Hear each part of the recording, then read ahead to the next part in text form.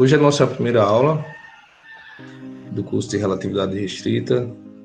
A gente vai começar fazendo uma abordagem sobre alguns problemas que originaram essa teoria, né? Teoria que foi a primeira das teorias da relatividade, como a gente vai falar daqui a pouquinho.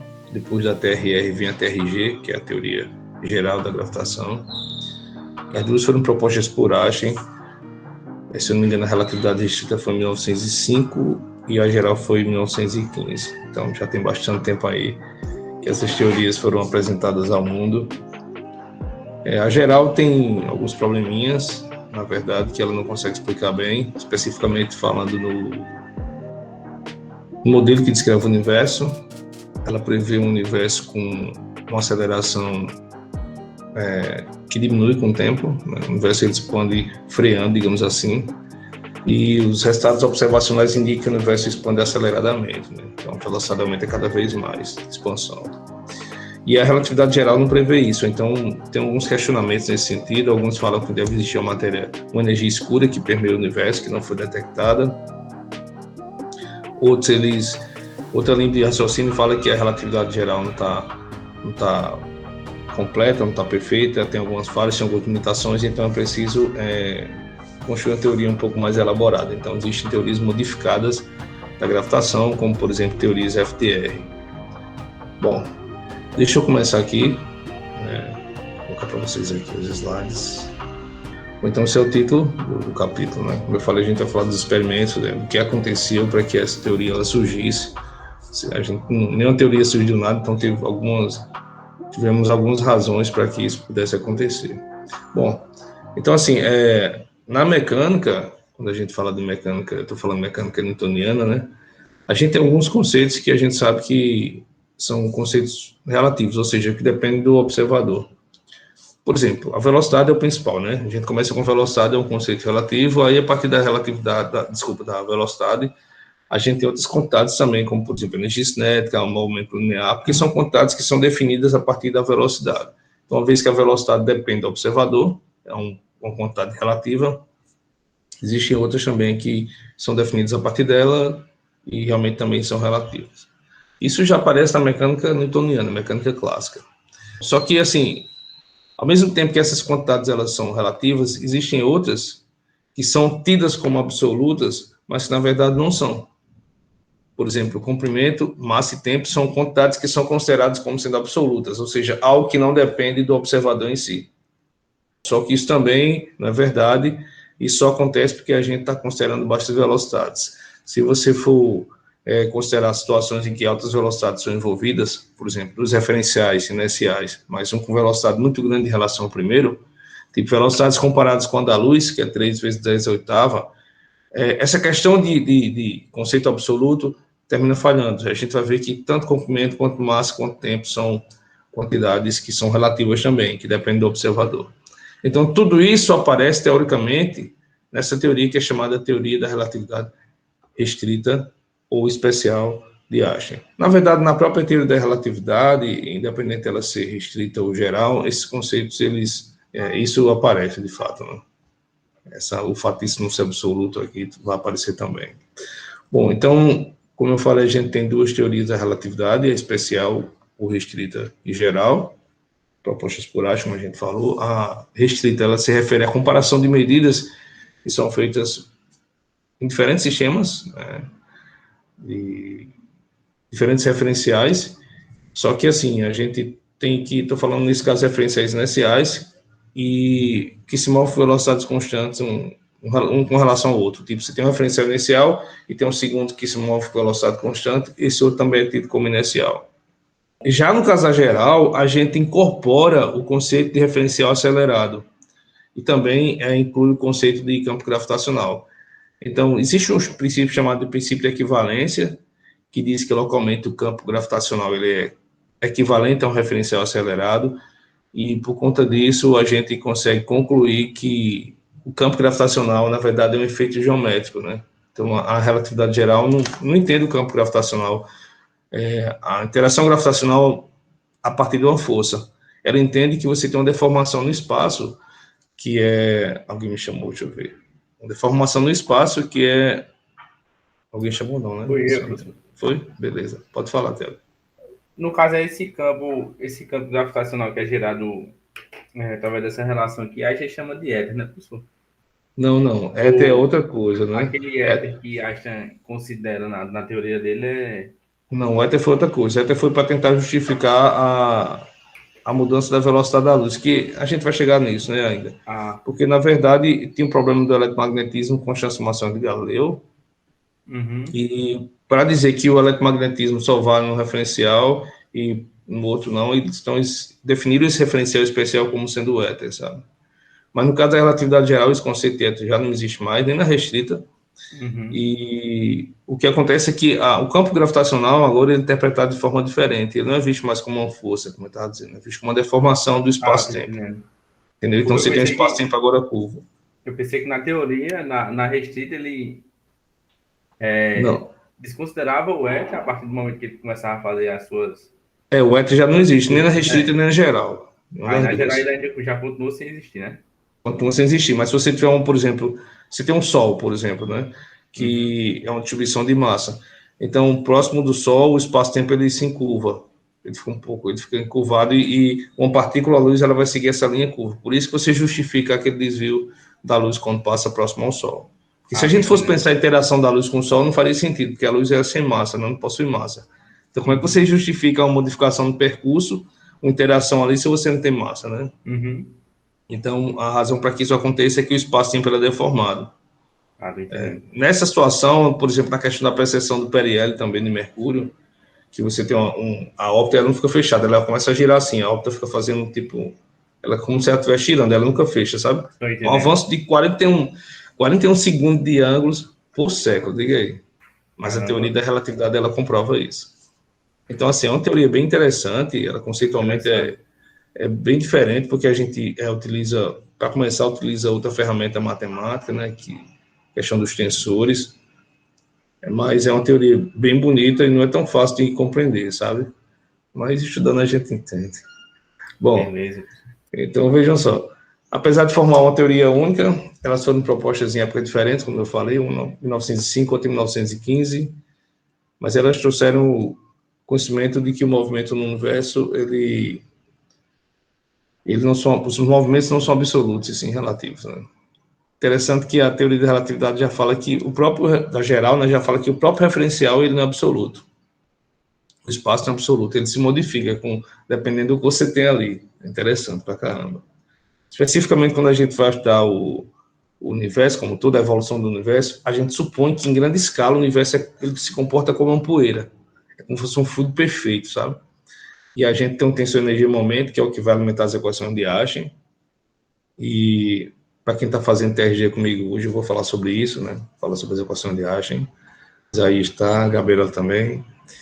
E aí a gente considera esse tensor energia-momento, de um lado as equações de Einstein, do outro lado você tem geometria, e aí essa distribuição de energia, de matéria, né, vai dizer como é que é a geometria do universo. Então é bem interessante. Bom, qual é o objetivo desse capítulo aqui? Fazer uma abordagem sobre a base experimental, das ideias que deram origem à teoria da relatividade restrita. Então, como a gente estava falando, Tiago, existir uma incompatibilidade entre o eletromagnetismo e as transformações de Galileu, que a gente vai falar sobre isso com mais detalhes, e aí surgiram três possibilidades para resolver esse problema. Então, todas falharam, né? Duas delas falharam, quer dizer, só uma deu certo, que foi a proposta de Einstein, com a chamada teoria da relatividade restrita. Então, para a gente chegar nesse objetivo aí, eu vou seguir essa sequência, eu vou começar falando sobre transformação de Galileu. Vocês já viram, inclusive, eu acho, na clássica, né? Quem fez comigo, a gente sempre fala um pouco sobre isso. Vamos falar de relatividade newtoniana, depois essa questão da incompatibilidade e as propostas para resolver essa incompatibilidade, né?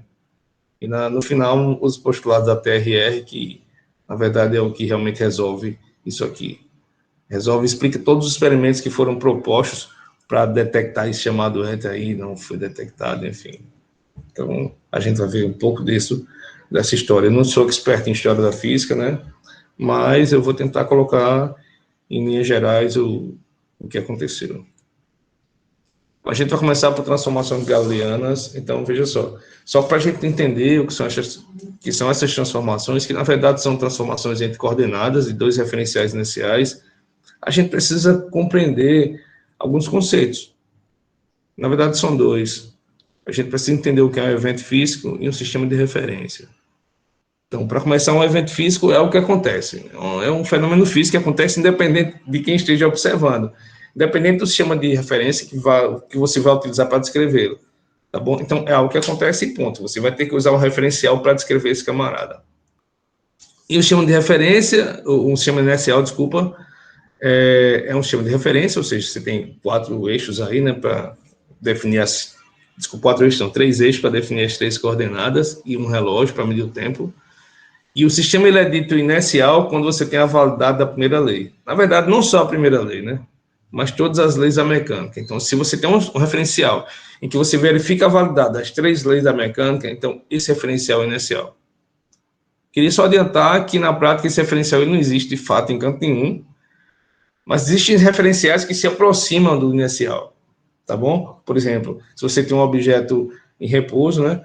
Ele vai permanecer em repouso, ou vai ter uma velocidade uniforme se nenhuma força estiver atuando sobre ele. Essa é a primeira lei da inércia, né? Então, isso só vai acontecer se o referencial for inercial, porque nem sempre isso acontece. Existem referenciais que é resultante das forças. Quando eu estou falando de força, estou falando de forças de interação, uma das 4 forças da natureza. Então, se nenhuma dessas forças estiver atuando sobre o objeto, e se ele não permanecer em repouso, é porque o referencial não é inercial. Por exemplo, no ônibus, por exemplo, você pode estar sentado na sua cadeira, lá equilibrado, bonitinho, força normal, força gravitacional, restante zero, mas quando o ônibus frear, você vai sentir uma força empurrando para frente, né? Uma força fictícia, de fato, né? Então, você vai sentir uma mudança na sua velocidade. Então, por conta disso, esse referencial do ônibus, ele é não inercial. Então, para a gente, só interessam os referenciais inerciais. A relatividade restrita trata de medidas feitas por 2 observadores inerciais. Então, a gente agora vai falar das transformações de Galileu especificamente, né? Como é que elas acontecem. Então, a gente tem 2 referenciais, tem um referencial S e um S'. Tem um evento acontecendo, o evento P. Tá bom? Esse evento P ele pode ser localizado do ponto de vista dos 2 referenciais. Obviamente, o referencial S, ele usa coordenadas X, Y e Z, por exemplo. Pode usar R, θ, mas estou falando de um caso específico. Ele usa coordenadas C'. Já o S' usa coordenadas X', Y' e Z', por exemplo. Ok? Então, a questão é como é que essas coordenadas estarão relacionadas? Como é que elas se relacionam? Como é que eu posso relacionar as medidas de um observador com a do outro observador? Por enquanto, a gente está falando de relação entre posição, né, entre coordenadas que cada um vai medir. Depois a gente estende isso para velocidade, aceleração, enfim. Muito bem, então vamos pensar o seguinte, vamos pensar que esse ponto P aqui ele tem coordenadas X, né, Y e Z do ponto de vista de S. A gente está assumindo que o movimento relativo, o referencial S, aconteça ao longo do eixo X, tá? Porque podia ter uma direção bem geral, mas a gente, para facilitar o estudo, a gente considera alinha os referenciais e assume que o referencial S ele se move com velocidade V numa direção paralela ao eixo X. Então, aqui você vai ter coordenada X para esse camarada, coordenada Y também. Pensando no referencial linha, você vai utilizar a coordenada X', ele vai usar a coordenada X', na verdade, Y' e Z'. Obviamente, se a gente assumir que essas origens elas coincidem no instante t igual a 0, tipo, na hora que o referencial S' for passando por S, você soltar o cronômetro, começar a contar o tempo, então, após um tempo t, após um intervalo de tempo t, esse referencial S' vai percorrer uma certa distância. E se a gente assume que a velocidade é constante, que nesse caso a gente está assumindo de fato que V é constante, a distância vai ser Vt. É um movimento uniforme. Então, a distância vai ser velocidade vezes o tempo, simplesmente dessa forma que você escreve esse percurso, esse comprimento aí que ele percorreu. Com relação a Y e Z, a gente não vai ter nenhuma mudança. Y vai ser igual a Y' e Z vai ser igual a Z'. Porque o movimento acontece na direção do eixo X. Se fosse na direção do eixo Y, apenas a variável Y mudaria, a X e Z ficariam constantes, sem modificação nenhuma. Mesma coisa aconteceria se o movimento fosse na direção Z. Então, como é que a gente relaciona essas coordenadas? Dá para ver aqui na figura, sem fazer muito esforço, que VT mais x', são esses dois pedacinhos aqui, essa soma aqui vai ser igual ao x, não é? Então, VT mais x' vai ser igual ao x. Obviamente, x' vai ser x menos VT. Se você passa o VT para o outro lado, o x' vai ser x menos VT. O y não muda, o z não muda e o tempo ele é absoluto. Então, isso é o que a gente chama de transformação de Galileu. Tá bom? Essas relações entre essas coordenadas, para esse caso específico, em que a velocidade relativa é uma velocidade constante. A velocidade relativa eu vou representar por essa letra V, e daqui a pouco a gente vai falar de velocidade, e aí eu vou usar uma letra U para diferenciar do V, tá bom? Mas isso, toda vez que vocês viram um Vzinho, a gente está falando de velocidade relativa. A gente pode estender isso aí para uma relação vetorial. Acho que eu fiz isso aqui, se eu não me engano. Não, acho que depois eu coloco. Mas seria assim, ó.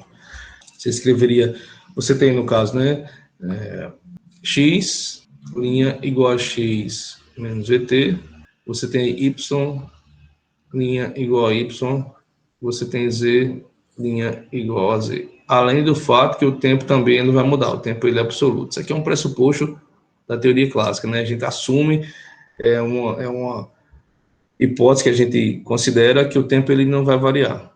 Porque é uma coisa também que não era perceptível, né? Ninguém percebeu o tempo variando. Então, por que assumir que o tempo varia? Como é que você vai assumir que o tempo depende do observador se você não consegue perceber isso, né? Se nada indicava essa mudança.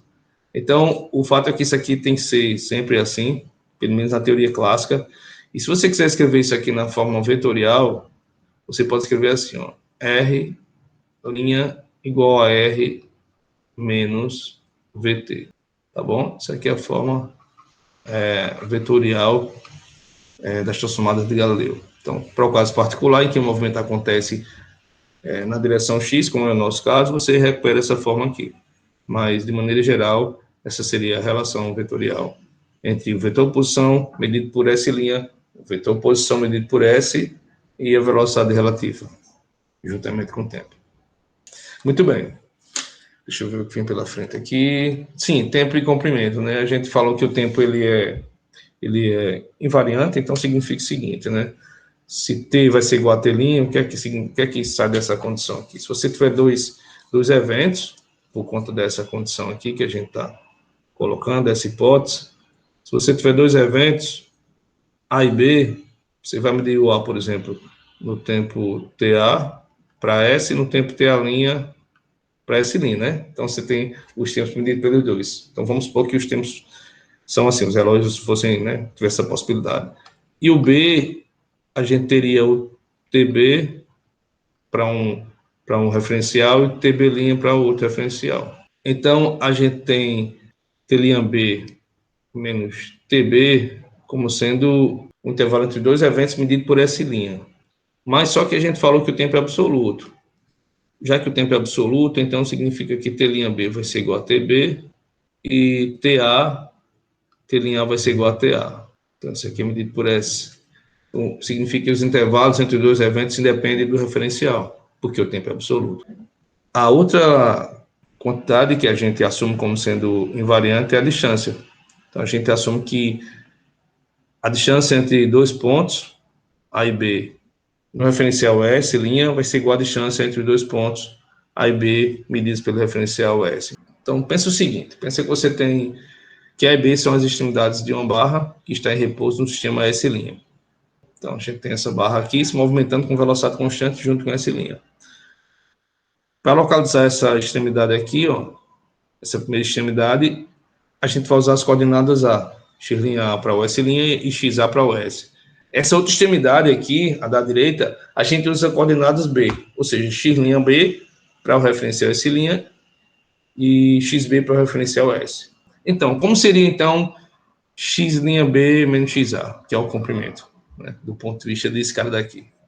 O x'B menos xA' vai ser, pelas relações que a gente acabou de discutir, vai ser xB menos VTB. A gente está usando transformação de Galileu aqui, perfeito? Porque vai ser x' vai ser x menos VT. Então, como a gente está falando da extremidade B, né? Então, a gente está falando de xB menos VTB. A mesma coisa acontece para o ponto A, para a extremidade A. Então, o x'A vai ser xA menos V' menos VTA. Então, quando você junta essas duas coisas aqui, arruma esse negócio, você vai ficar com xb menos xa do lado direito, menos vtb menos ta. Aí você fala, caramba, que coisa estranha é essa? Não era para ser a mesma coisa, né? Por que está dando diferente? Bom, está dando diferente, gente, porque eu estou medindo as extremidades em instâncias diferentes. Isso vai me permitir concluir que o comprimento ele é diferente. Agora, se a gente medir no mesmo instante, aí sim, aí você vai ver que as duas coisas são iguais. Então, realmente, para que você fale de comprimento, você tem que medir no mesmo instante. Senão, o que você vai medir não representará o comprimento da barra. Pronto, aqui acho que tem uma figurinha que explica melhor isso. Aqui, ó, vamos supor que você mede os dois no mesmo instante. Então, realmente, isso aqui é o comprimento do peixe.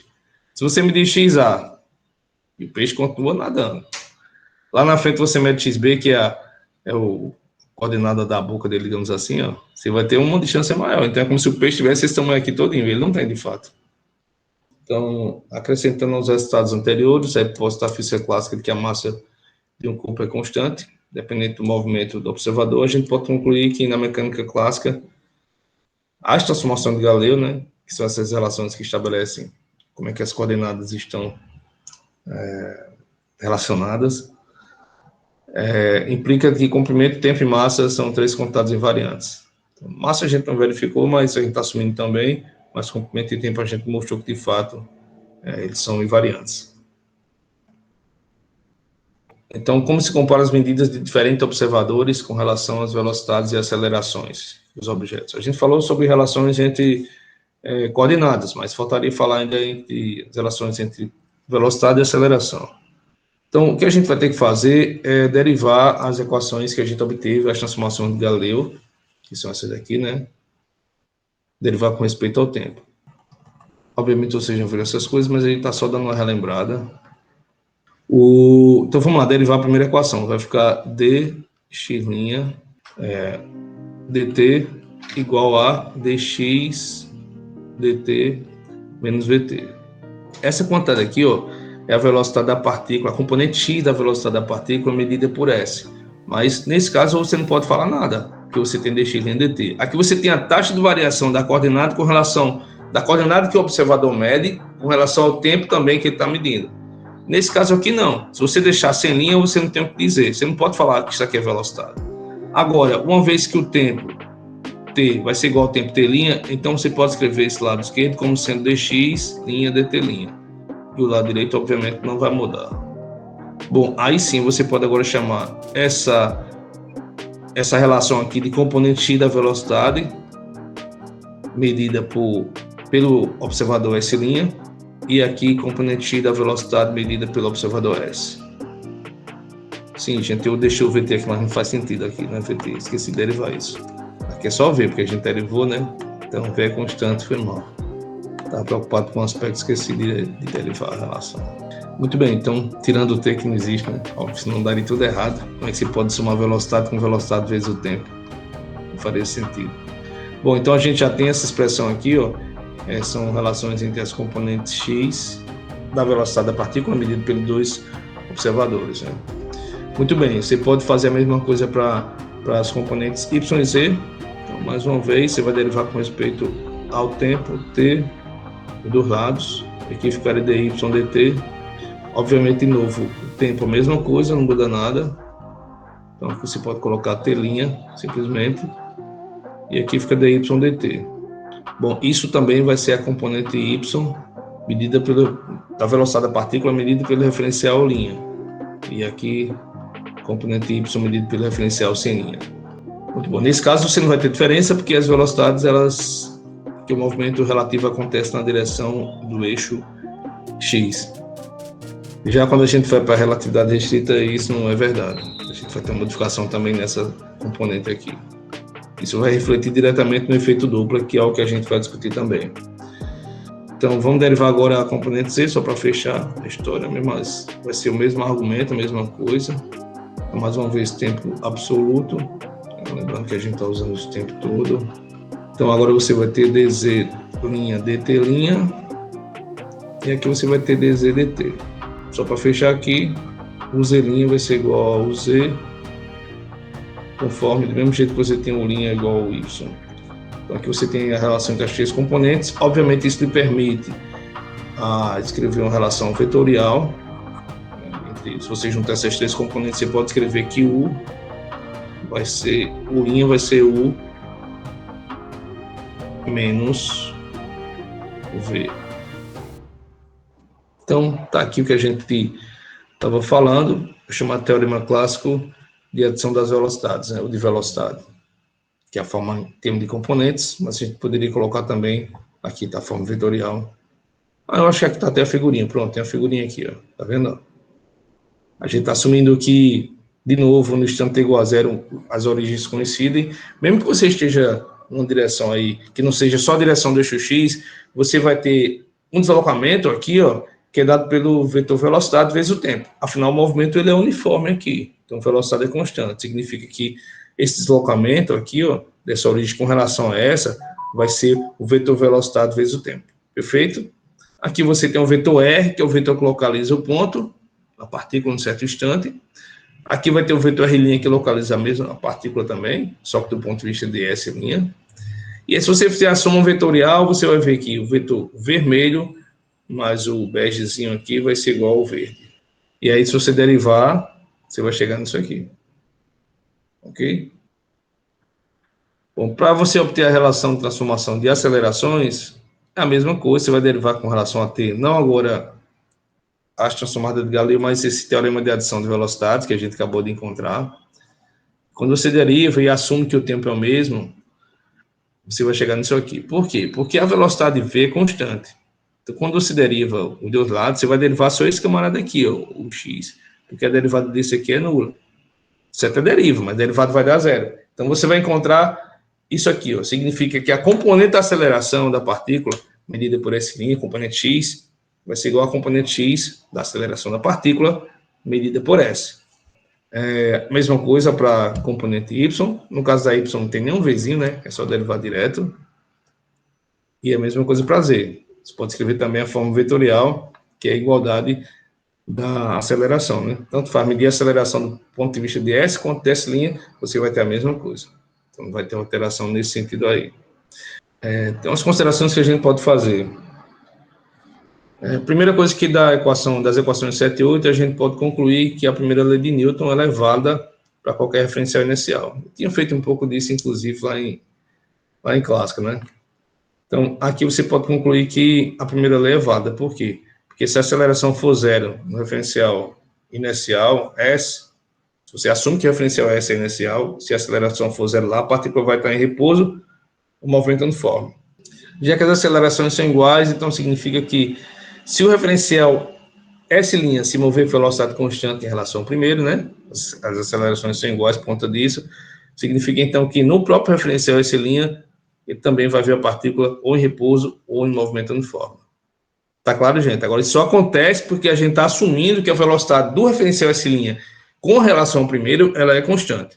Se por acaso essa velocidade variar, você não vai identificar essa igualdade, na verdade vai aparecer um termo a mais aqui, que é o tempo que vai gerar aquelas chamadas forças fictícias, como a gente viu lá em mecânica clássica. Vamos voltar. Tem mais algumas considerações aqui, né? Vocês estão vendo aí. Bom, a segunda, a gente não pode afirmar que a partir da equação 8, que é essa equação de A igual a minha, que a segunda lei de Newton é válida em qualquer referencial. Porque você está dizendo que o lado direito é a mesma coisa. Mas e com relação ao lado esquerdo? Que a segunda lei é F igual a dp dt, né? Ou F igual a ma, se você tiver uma partícula de massa constante. Tipo, uma partícula que não muda e não decai com o tempo, né? Então, você vai ter F igual a ma. Você está mostrando que A é igual a linha, mas e quanto ao F? Será que F vai ser igual a F' mesmo? Então, a gente, para concluir que a segunda lei ela é invariante, ela é a mesma coisa no referencial S e no referencial S', tipo F igual a MA no referencial S, F' igual a MA' no referencial S', você precisa verificar que a força F vai ser igual a força F'. Para muitos fenômenos que lidamos, a intensidade das forças depende apenas da distância, pronto, entre os corpos que estão interagindo. Neste caso, as forças são invariantes. O que a gente está colocando nessa terceira observação é que essa coisa aqui, o fato da força ser invariante, vai acontecer só se você tiver uma força que depende só da distância, entre dois pontos, entre os corpos, por exemplo. Isso vai acontecer em algumas situações, como, por exemplo, a força gravitacional é assim, a força eletrostática é assim. Então, se você tiver uma dependência da distância, beleza, uma distância relativa entre as partículas, beleza. Você consegue mostrar que F é igual a F', tá bom? Mas se você tiver uma dependência que não seja dessa forma, uma dependência de velocidades, por exemplo, você não pode concluir que o lado esquerdo é o mesmo, portanto, você não pode concluir que a segunda lei ela é invariante para os dois referenciais. Bom, para esse caso também a gente pode concluir que a terceira lei ela é válida, né? Ela também é válida, a questão da ação e reação. Se é válida num, vai ser válida no outro. A terceira lei não seria válida se você tivesse uma força fictícia, né? Se você tivesse uma aceleração, porque não tem uma reação para a força fictícia. A força fictícia é um tipo de força que só o referencial sente, só o observador sente, né? Costumo sempre falar daquela história do carro de Fórmula 1. Quando o carro faz a curva, o piloto sente sua cabeça ser empurrada para fora. Ele sente uma força fictícia chamada de força centrífuga, mas é uma força que só existe para ele, né? O camarada que está bandeirando ali, as pessoas que estão batendo foto, enfim, assistindo a corrida, as pessoas não vão sentir uma força empurrando o cara para a arquibancada, não, de forma alguma, porque aquela força só existe no referencial do cara que está fazendo a curva. Então, a gente está supondo que a Terra seja um referencial inicial, na verdade ela não é, mas com boa aproximação ela pode ser vista assim, e o cara está no carro ali com aceleração com relação à Terra, então aquele camarada dentro do carro está no referencial e no inicial. Então ele tem uma força fictícia, mas uma força que não tem tipo uma reação, só tem realmente ação sobre ele, não tem a questão da reação. Bom, então em situações desse tipo aí, em que as forças dependem apenas da distância, a gente pode afirmar que as leis de Newton do movimento são as mesmas em todos os referenciais inerciais, tá bom? Mas tem que falar dessa restrição de que a força tem que depender apenas da distância entre os corpos, caso contrário, isso aí não vale. Então, isso é o chamado princípio da relatividade newtoniana. Bom, depois vai ter outro princípio, que é o da relatividade restrita, e a gente vai estender isso aí para todas as leis da física, não só para a mecânica. Bom, obviamente, como isso aí só vale para a mecânica, né, nessa situação restrita, já dá para entender que as transformações de Galileu vão sofrer modificações, elas não vão ser mais... As relações entre as coordenadas dos dois referenciais não vão ser mais as de Galileu. A gente vai ter outras relações que são as de Lorentz. Mas isso é bem depois, tá? Bom, tem um exemplo, não sei se vai dar tempo. O exemplo basicamente é isso que a gente acabou de falar. Então, considere que as forças que duas partículas exercem uma sobre a outra estão ao longo da reta que as une, tipo força gravitacional, sendo o módulo dessas forças, os módulos, né, iguais. E elas estão em sentidos opostos. Uma função somente da distância de separação das partículas. Então, a gente assume que elas estão atuando da mesma reta, né? Possuem o mesmo módulo, porém possuem sentidos opostos, significa que a terceira lei é válida, mas a gente também está considerando que elas dependem somente da distância de separação das partículas. Tipo força gravitacional, né? Então, você tem a partícula aqui de massa M1 e aqui uma partícula de massa M2, você vai localizá-las pelos vetores R1 e R2, do ponto de vista de um certo referencial, um certo observador. Bom, como é que serão as forças? As forças elas atuarão realmente ao longo dessa linha de separação aqui, essa linha passa pelas duas partículas. A partícula de massa M1 vai fazer uma força, vai produzir uma força atrativa aqui sobre a partícula 2. Então aqui você vai ter a força 2. E aqui você vai ter uma força produzida por 2 sobre 1. Então são forças que possuem sentidos contrários, né? Como está dizendo no enunciado. E mesma intensidade, né? Bom, no caso específico da força gravitacional, como é que a gente escreve essas forças aí? A gente escreve F1 igual a menos F2. Isso aqui vai ser menos G M1 M2 R2 menos R1 sobre o módulo de R2 menos R1 ao cubo. Então a força está na mesma linha, tá vendo? Mesma linha aqui de separação. Possui o mesmo módulo, né? As duas, porque se você aplicar o módulo aqui vai dar a mesma coisa. Enfim, satisfaz o critério. Sim, e também depende da distância. Por quê? Se você observar o módulo dessa partícula aqui, ó, da força F1, vai ser igual ao módulo da força F2, vai ser dado por quem? G, M1, M2 sobre o módulo ao quadrado. Bom, a força eletrostática também se comporta da mesma forma. São forças também, as eletrostáticas, que atuariam na mesma linha, satisfariam essa questão da ação e reação e dependeriam da distância. Bom, o fato é que se você pode definir energia potencial, nesse caso aí, energia potencial, nesse caso, vai ser uma energia potencial relacionada ao par, que para essa situação específica é menos G M1 M2 sobre R. Se você quiser saber qual é a força sobre 1, você toma o gradiente dessa energia potencial aí com relação à coordenada 1. E se você quiser saber a força sobre 2, você vai tomar menos o gradiente dessa função, só que com respeito às coordenadas 2. É interessante isso, né? Você tem energia potencial aqui do par, essa energia aqui, ó. Obviamente a gente está assumindo que a força é conservativa, né? A força de gravitação é conservativa e ela é de fato. E aí, se você quiser saber a força sobre a partícula 1, você toma o gradiente, mas gradiente com respeito às coordenadas 1. E para 2 é a mesma coisa. É só você fazer um teste aqui. Esse R que aparece aqui, gente, é a distância. Eu deveria colocar aqui R2, 1, que é a distância entre 2 e 1. Então, se você derivar isso aí realmente com respeito à variável 1, você vai chegar na expressão da força, você tomar o gradiente. Quando eu falo gradiente com respeito às coordenadas 1, significa o seguinte: você vai ter que fazer assim, ó. Você tem o gradiente 1 desse potencial, dessa energia potencial. Então, você tem, em coordenadas cartesianas, por exemplo, x chapéu, parcial U, parcial x1, tá? Que é a coordenada x que localiza essa partícula aqui, mais y chapéu, parcial U, parcial y1, mais z chapéu, parcial U, parcial z1. Pode fazer a derivada aí que vai dar certinho. Tipo essa aqui, ó. Se você for derivar essa aqui, lembrando que esse R menos R2, você pode escrever assim, ó. Isso aqui é a raiz, a distância entre os pontos vai ser x2 menos x1 ao quadrado, mais y2 menos y1, desculpa, 2 é embaixo aqui, menos y ao quadrado, mais z2 menos z1 ao quadrado na raiz. Muito bem, então se você for derivar esse camarada com relação à coordenada 1, você vai chegar exatamente a esse aqui, ó. Vai ficar G, M1, M2, aqui vai aparecer um x2 menos x1, embaixo vai aparecer D ao cubo. Isso aqui é 3 menos embaixo. Pode fazer, você faz para componente 1, 2 e 3. Quando você colocar o sinal negativozinho aqui, ó, que é menos o gradiente, você chega na expressão da força. Isso vai dar certinho. Se você fizer para a coordenada 2, vai dar um sinal negativo aqui, vai dar o contrário.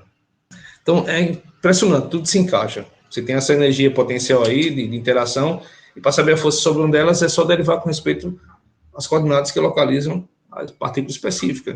Quando você fizer tudo isso aqui, juntar tipo componente Y, componente C, você chega na expressão da força. Afinal de contas, x2 menos x1, x chapéu, mais y2 menos y1, y chapéu, mais z2 menos z1, z chapéu, vai dar justamente isso aqui, ó. Aí o que é que a gente quer mostrar? A gente quer mostrar que em situação desse tipo aí, a força ela não muda. A força ela é constante, até porque dependendo da separação, né, só se a distância é uma coisa que não muda, então quando você se é diferencial para o outro, a força não vai mudar, né? Então de cara, não tem nem muito o que pensar, né? Se você tem uma dependência só da distância da força aqui, então quando você sai de um para o outro, já que a distância não muda, a força não vai mudar. Então, o lado direito vai ser a mesma coisa. Só que eu vou mostrar assim, ó. Dessa forma. Vou assumir isso aqui e vou mostrar que a expressão aqui, ó, não vai mudar. Tipo, o gradiente 1 de U vai ser exatamente o gradiente medido pelo referencial linha também. Quando você sai de um referencial para o outro. Ok? Aí, como demora um pouquinho, como a gente tem que gastar duas páginas para fazer isso, então eu vou deixar para a gente fazer na próxima aula. Mas já tenho isso em mente, essa discussão que a gente fez aqui, ó. Tá bom? Sobre esse tipo de interação, porque a gente vai colocar uma situação geral, não particularizar apenas para o caso gravitacional, mas colocar isso de forma geral para uma situação em que a força se encaixe nesses critérios aí, né?